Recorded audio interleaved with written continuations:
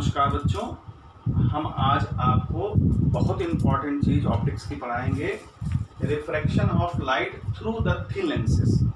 एक thin lens है, पतला लेंस है, जिसकी थिकनेस हम अभी मान लेते हैं टी है, बाद में इसकी थिकनेस को हम नेग्लिजिबल मान लेंगे। फिलहाल हम ये मानते हैं कि टी थिकनेस का एक लेंस है और इस लेंस से हमको रिफ्रैक्शन पता करना है लाइट का। या तो इस नाम से आएगा बोर्ड में, या फिर आएगा लेंस मेकर्स फार्मूला। डिराइव या प्रूफ करिए लेंस मेकर फार्मूला। तो देखिए यहाँ पर हम एक एज्यूम करते हैं कि दो सरफेस हमारे इस लेंस में है। पहला सरफेस ये है, देखिए मैं आपको यहाँ बता रहा हूँ, फर्स्ट सरफेस आपका ये है और सेकंड सरफेस आपका ये है। तो फर्स्ट सरफेस का सेंटर ऑफ कर्वेचर उधर होगा, क्योंकि इसका जो मुंह है उस तरफ है C1, और इस वाले सरफेस का सेंटर ऑफ कर्वेचर इस डायरेक्शन में होगा C2।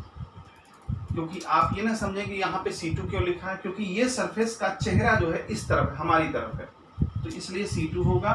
उस वाले सरफेस, पहले वाले सरफेस का चेहरा उधर है, इसलिए सेंटर ऑफ कर्वेचर उस तरफ होगा। तो मान लीजिए एक रे हमने डाली, उस रे को हमने बोला ये O, और इसका नाम दे दीजिए N1। N1 हमने इसमें रे डाली। अब देखिए यहाँ एयर है तो यहाँ का रिफ्रैक्टिव इंडेक्स N1 होगा, ये कांच है, यहाँ का रिफ्रैक्टिव इंडेक्स N2 और फिर यहाँ पे N1। तो हम अच्छी तरह जानते हैं कि जब कोई रे रेयर मीडियम से डेंसर मीडियम में जाती है तो उसका रिफ्रैक्शन होता है और वो नॉर्मल की तरफ बेंड होती है। देखिए हमारा नॉर्मल क्या है, ये वाला नॉर्मल है।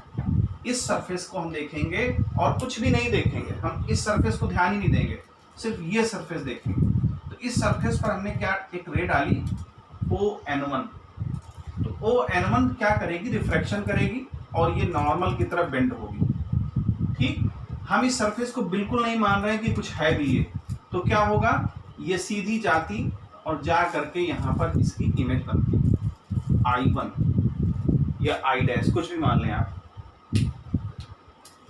तो हमने आपको बताया कि ये ऑब्जेक्ट है, इस ऑब्जेक्ट से U डिस्टेंस पर ऑब्जेक्ट रखा हुआ है और यहाँ से जो इमेज बन रही है उसको हम B' ले लीजिए,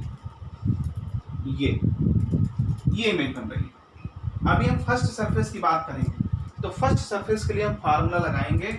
वो फार्मूला क्या होगा, देखिए रे हमारी N1 से N2 में जा रही है, तो आपने पढ़ा N2 by distance of image. तो डिस्टेंस ऑफ इमेज क्या हो गई यहाँ से V', N2 by V' minus N1 by U, ये ऑब्जेक्ट की डिस्टेंस हो गई, is equal to N2 minus N1 upon R1। ये R1 होगा क्योंकि पहला सरफेस ये है, तो रेडियस ऑफ कर्वेचर इसकी R1 होगी। ठीक है बच्चों, ये पहला हमारा इक्वेशन आ गई फर्स्ट सरफेस के लिए।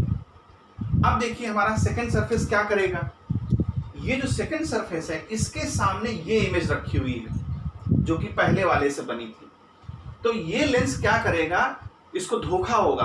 कैसा धोखा होगा, इस सरफेस को ये ऑब्जेक्ट समझेगा, पहले वाले की इमेज को ये सरफेस सेकंड वाला ऑब्जेक्ट समझेगा और इसकी इमेज कहाँ बना देगा, इसकी इमेज बना देगा थोड़ी सी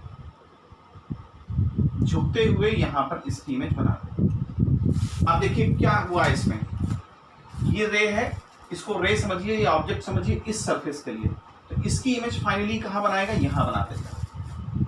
तो आई हमारी फाइनल इमेज है जो कि ऑब्जेक्ट O से चली है, तो इसको आप फाइनल इमेज समझेंगे। तो फाइनल इमेज है तो हमारी फाइनल डिस्टेंस भी हो जाएगी V, इसको हमने V माना, क्योंकि इस सरफेस से है इसलिए हम इसको यहां से लेंगे।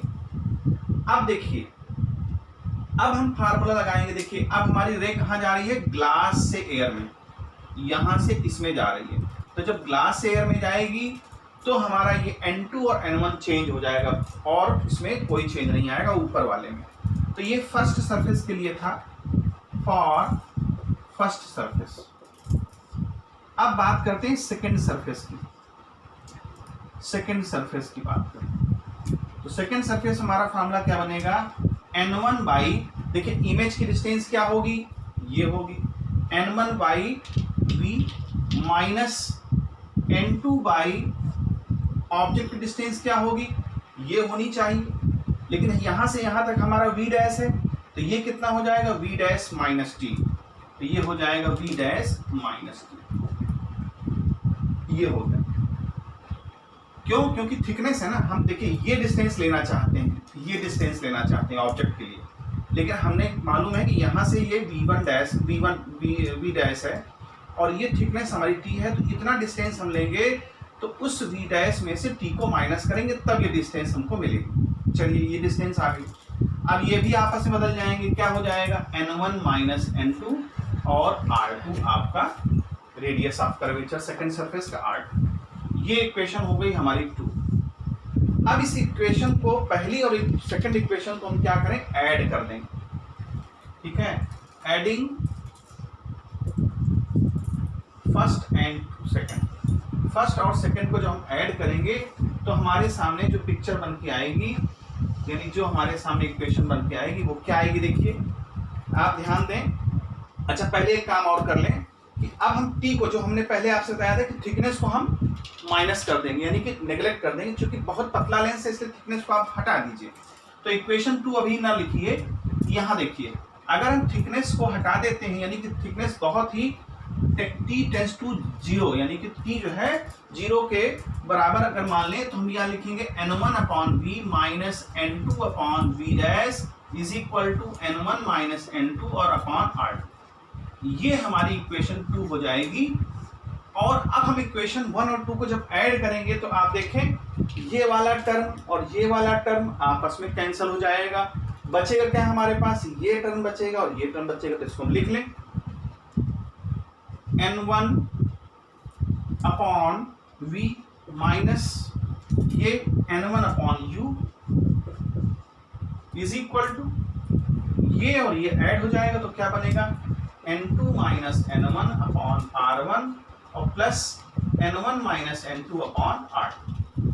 अब देखिए ऊपर जो न्यूमरेटर लिखा है वो थोड़ा सा चेंज है, तो हम चाहते हैं कि n2 माइनस n1 हो जाए, तो यहाँ क्या करेंगे आप माइनस कॉमन ले लेंगे। जैसे ही आप माइनस कॉमन लेंगे हमारा न्यूमरेटर एकदम सेम हो जाएगा, n2 प्लस का हो जाएगा और n1 माइनस का हो जाएगा। अब देखिए यहाँ से n2 और n1 को आप कॉमन ले लीजिए तो क्या बनेगा आपका 1 अपॉन r1 और माइनस 1 अपॉन r2। ये हमारा राइट इक्वेशन आ गई और लेफ्ट वाली हमारी वैसी ही रहने दीजिए, कोई दिक्कत वाली बात नहीं है। अब हम क्या करेंगे, पूरी इक्वेशन में n2 से डिवाइड कर देंगे, पूरी इक्वेशन में n2 से डिवाइड कर दीजिए तो हमारा क्या बनेगा, या n1 से डिवाइड करिए, क्योंकि n2 से डिवाइड करेंगे तो ये खत्म नहीं होगा, n1 से डिवाइड करेंगे पूरी इक्वेशन। तो n1 से जब डिवाइड करेंगे, जैसे ही n1 से डिवाइड करेंगे तो ये कैंसिल हो जाएगा, क्या बचेगा 1 अपॉन v। इसको थोड़ा और नीचे लिखते हैं, पूरी इक्वेशन को डिवाइडेड बाई n1, तो हम यहाँ लिख देंगे equation is divided by n1। तो जब n1 से आप डिवाइड करोगे तो ये वाला टर्म कैंसिल हो जाएगा, ये भी टर्म कैंसिल हो जाएगा, तो लिहाजा हमारे पास बचेगा क्या 1 upon v minus 1 upon u। और देखिए इसको हम लिखेंगे n2 by n1 minus n1 by n1, n2 by n1, और ये जो ब्रैकेट में लिखा हुआ है ये सेम हमारा वैसा ही रहेगा, इसमें कोई चेंज नहीं आएगा। यहां तक समझ आ गया होगा, बहुत इंपॉर्टेंट है ये, ठीक है।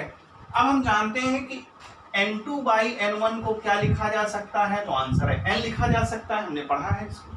तो क्या आ जाएगा 1 upon v minus 1 upon u, ये चीज 1 n बन जाएगी और ये 1 हो जाएगा, ब्रैकेट में 1 upon r1 minus 1 upon r2, ये चीज हो जाएगी। यहां तक क्लियर हो गया होगा, ठीक। अब हम ये देखें कि अगर हमारी ऑब्जेक्ट यहां ना होती तो आंसर कहां होती।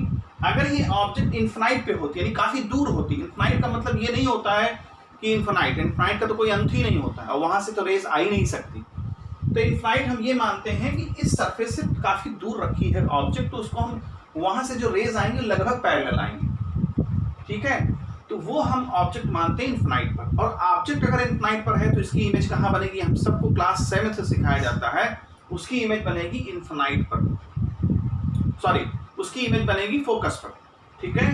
तो अगर ये ऑब्जेक्ट को हम इन्फिनाइट पर रख दें तो जो इमेज हमारी बनेगी वो इमेज हमारी फोकल लेंथ पर बनेगी लेंस के, ठीक है। तो इस v की वैल्यू हम यहाँ पुट करें तो आएगा 1/f माइनस 1/इन्फिनाइट और n minus 1/r1 minus 1/r। अब 1/इन्फिनाइट की वैल्यू हम सब जानते हैं 0 होती है, तो जो फाइनल आंसर आएगा वो आएगा 1/f is equal to n minus 1/r1 और 1/r2। ये हमारा सॉल्यूशन आ गया, ये हमारा लेंस मेकर फार्मूला आ गया और ये बहुत इंपॉर्टेंट है, अक्सर पूछा जाता है। तो इसको याद कर लें, इसको समझ लें। कोई प्रॉब्लम है, कोई दिक्कत होगी तो हम इसको फिर से बता देंगे, या कोई पॉइंट आपको नहीं समझ आएगा तो फिर से बता दिया जाएगा, ठीक है। तो इस चीज को बिल्कुल कंठस्थ कर लीजिए, याद कर लीजिए, प्रैक्टिस कर लीजिए। ओके, आज के लिए इतना, फिर हम आपको नेक्स्ट वीडियो बना करके फिर नेक्स्ट टॉपिक में बताएंगे। तब तक के लिए